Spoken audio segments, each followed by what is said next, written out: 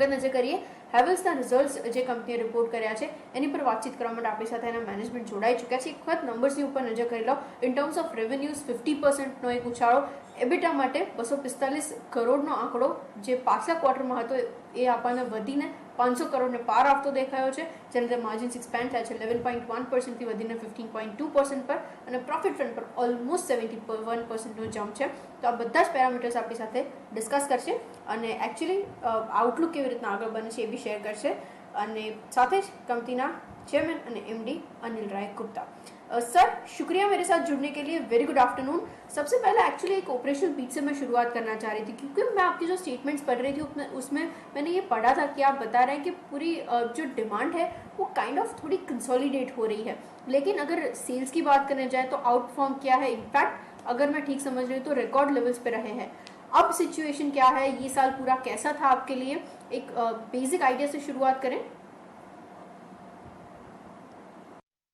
जी, इस साल जब शुरू हुआ था पिछले साल लॉकडाउन के बाद, तो हमने एक कंसोलिडेशन देखी थी मार्केट शेयर्स में.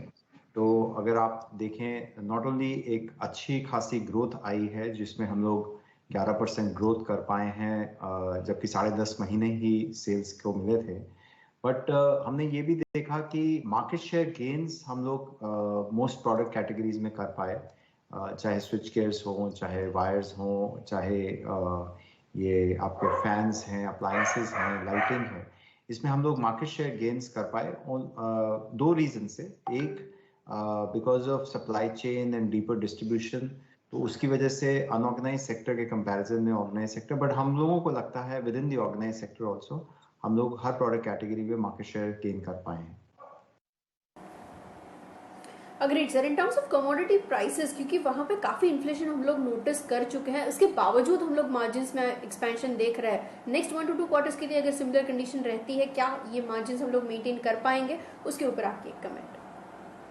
जनरली स्पीकिंग देखिए, हम लोग मार्जिन्स के फ्रंट पे हम चाहे अगर रॉ मटेरियल प्राइसेस घटती हैं या बढ़ती हैं, हम लोगों के बिजनेस में मार्केट में पास ऑन करना पड़ता है. और घटती भी हैं तो हम इमीडिएटली पास ऑन करते हैं, बढ़ती भी हैं तो इनको पास ऑन करना ही पड़ता है. थोड़ा बहुत टाइम लैग हो सकता है जिसमें स्टॉक्स का कुछ एडवांटेज कभी कस्टमर को दिया जाता है, लेकिन अदरवाइज जनरली स्पीकिंग मार्जिन्स एक जनरल लाइन में रहते हैं. और हमको लगता है कि आने वाले टाइम में भी जिस तरह की रॉ मटेरियल प्राइसेस बढ़ी थी, कुछ प्राइस इंक्रीजेस ऑलरेडी हो चुके हैं, थोड़े बहुत अगर रह भी गए होंगे तो सेकंड थर्ड क्वार्टर में आके मार्जिन्स में हम लोग नॉर्मलाइज लेवल्स पे आ जाएंगे.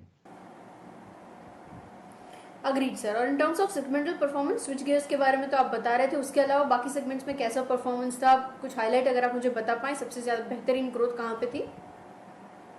वैसे तो सभी सेगमेंट्स हम लोगों के काफ़ी अच्छे रहे, और अगर पूरे साल में देखा जाए तो सभी में ग्रोथ आई. कंज्यूमर प्रोडक्ट्स और रेजिडेंशियल प्रोडक्ट्स में एक अच्छी खासी ग्रोथ देखी गई थी थर्ड क्वार्टर तक, जो कि फोर्थ क्वार्टर में भी मेंटेन हुई. इंडस्ट्रियल और इंफ्रा प्रोडक्ट्स में हम लोगों ने सेकेंड और थर्ड क्वार्टर में स्लगिश डिमांड देखी थी, क्योंकि वहाँ पे कैपेक्स और गवर्नमेंट इंफ्रास्ट्रक्चर स्पेंडिंग में स्लो डाउन था. लेकिन फोर्थ क्वार्टर में हम लोगों ने उसमें भी ग्रोथ देखी. तो ऐसा लग रहा है कि मार्केट वापस आ रही थी रेजिडेंशियल कंज्यूमर साइड पे भी और इंडस्ट्रियल इंफ्रास्ट्रक्चर पे भी. दो चीज़ें मैं समझना चाह रही थी sir. In terms of rural, वहाँ पे किस तरीके से आप पेस ऑफ ग्रोथ देख रहे हैं, क्योंकि जितनी भी इंडस्ट्री से हम लोग बातचीत कर रहे हैं, रूरल के अंदर रिकवरी थोड़ी बेहतर क्वांटम में बढ़ रही है अर्बन के हिसाब से. और साथ ही ई कॉम, वहाँ से किस तरीके से सेल्स आप एक्सपेक्ट कर रहे हैं, क्या वहाँ से एक कंट्रीब्यूशन बढ़ता हुआ दिखा है आपको, और नेक्स्ट 1 to 2 क्वार्टर्स के लिए क्या प्लान है, कुछ डिटेल्स अगर आप मुझे दे पाएँ. उसमें काफ़ी अच्छी ग्रोथ है रूरल में भी और ई कॉमर्स में भी. लास्ट ईयर हम लोगों ने उसमें 100% ग्रोथ देखी है. उसके रीजंस हैं, क्योंकि आज की डेट में रूरल एरिया में कंज्यूमर चाहता है अपने ही एरिया में क्वालिटी प्रोडक्ट, उसको ब्रांडेड प्रोडक्ट मिले. तो हम लोगों ने पिछले 2-3 साल में जो इन्वेस्टमेंट्स कर रहे थे रूरल इंडिया की डिस्ट्रीब्यूशन को इन्हांस करने के लिए, उसके बेनिफिट हमको पिछले साल लॉकडाउन के बाद मिले.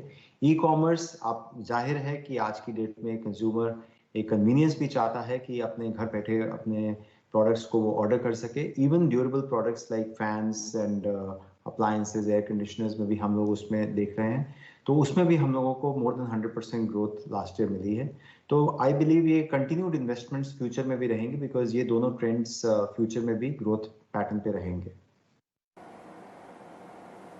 Agreed sir. और इन टर्म्स ऑफ प्रीमियम और डेकोरेटिव फैंस, क्योंकि वहाँ पे मुझे याद है पिछली बार हम लोग जब बातचीत कर रहे थे, आप मार्केट शेयर बढ़ाने के बारे में स्ट्रेटेजाइज भी कर रहे थे। 40% जो अभी है उसको बढ़ा के 50% यहाँ से लेवल अप करने की बातचीत कर रहे थे। अब क्या है सिचुएशन, मुझे कुछ उसकी डिटेल्स अगर आप दे पाएँ। देखिए, हैवेल्स शुरू से ही टेक्नोलॉजी और एस्थेटिक्स ओरिएंटेड प्रोडक्ट्स में अग्रसर रहा है।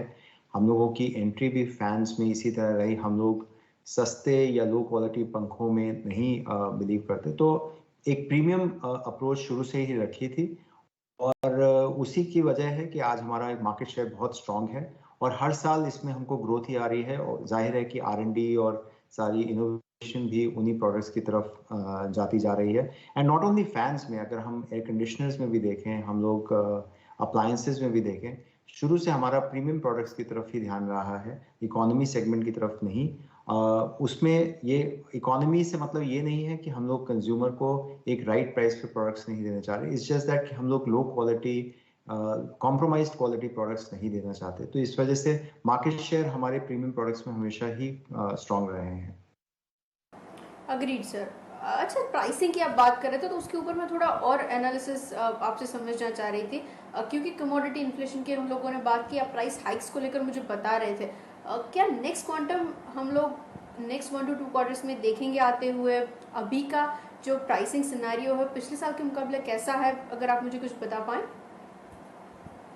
देखिए, अभी तक जितनी रॉ मटेरियल प्राइसेस में हाइक आया था वो ऑलरेडी पास ऑन हो चुका है कंज्यूमर्स में। थोड़ा बहुत अभी लॉकडाउन के बाद जो रह गया था वो भी हो जाएगा, बट अभी ऐसा लगता है कि शायद अब कुछ रिस्पाइट आया है या स्टेबिलिटी आई है रॉ मटेरियल प्राइसेस में।